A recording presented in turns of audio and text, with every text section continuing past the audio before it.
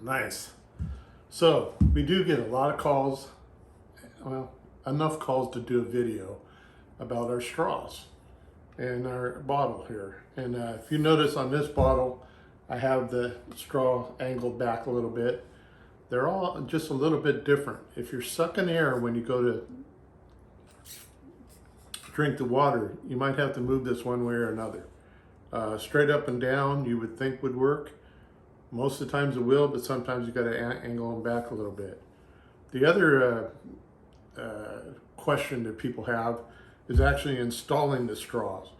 Now, when we send this to you, it doesn't come installed, but you have a baloney cut on one end, that's the bottom.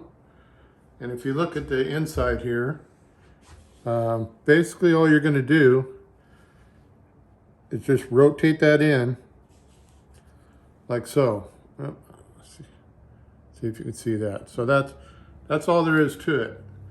It'll go down about 1/4 of an inch.